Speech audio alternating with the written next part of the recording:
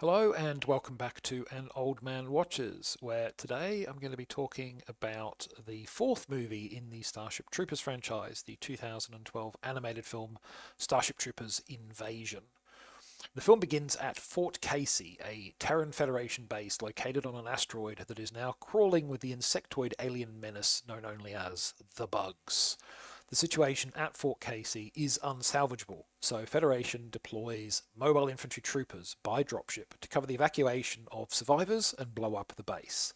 And the mission becomes something of a mess when the troopers' planned evacuation ship, the Warden, unexpectedly departs, leaving the team abandoned. But they hang on long enough to be rescued by a different vessel, the Elysia. While en route to Earth, the Elysia is contacted by General Johnny Rico from High Command. He orders them to search for the Warden, which has broken all contact, a mission the troopers only accept on condition that the disgraced commander be reinstated to lead it. The Elysia soon manages to catch up with the Warden, which is drifting, powered down through space. But as you've probably already guessed, locating the Warden was the easy bit. Recovering the vessel, which has of course been overrun by the Bugs, is going to be a far more difficult task, not least because the cunning aliens are getting more and more adept at overcoming or even co-opting the technological advantage that human forces have long enjoyed in their war.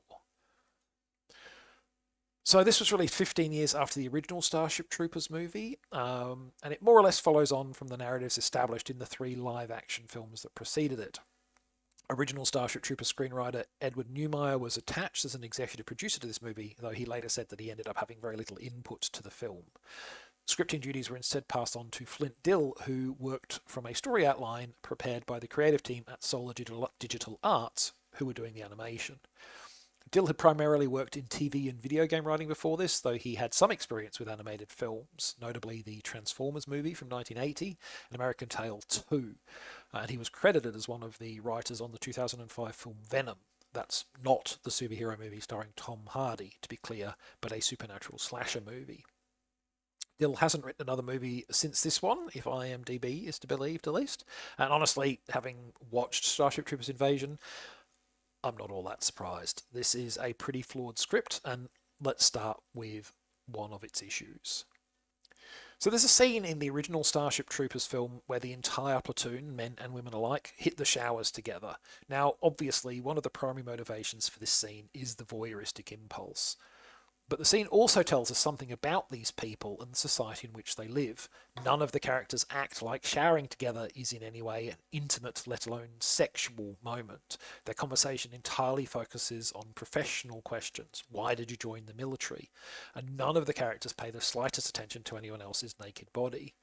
Now, I'm not suggesting that the societal insight was the real reason for the scene or anything like that. I'm 100% sure that one of the primary motivations was getting bosoms and bums on screen. But it shows that the makers of that movie understood that any scene, however puerile its main motivation, can be used to achieve multiple things at once.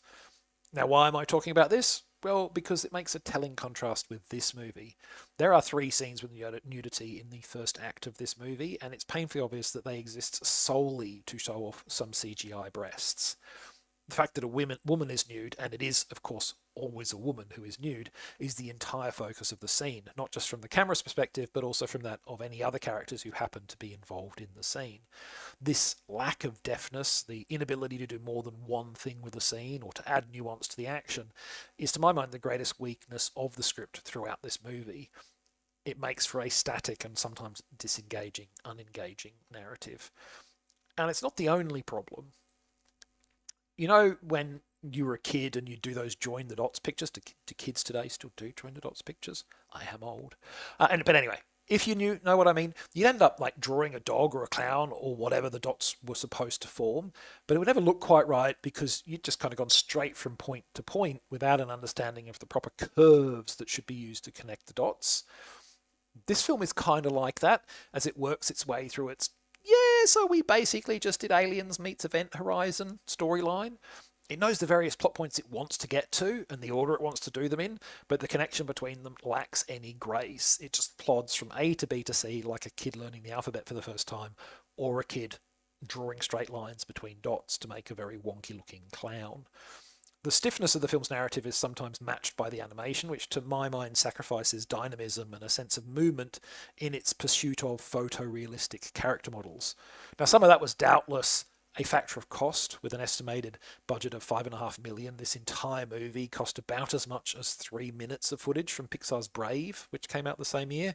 But the production team still need to bear responsibility for choosing the photorealistic style in the face of such constraints. I think the film's visuals would have looked better with simpler designs, better animated. It's also worth noting that some of the design work for this film has just as much obvious inspiration as the script.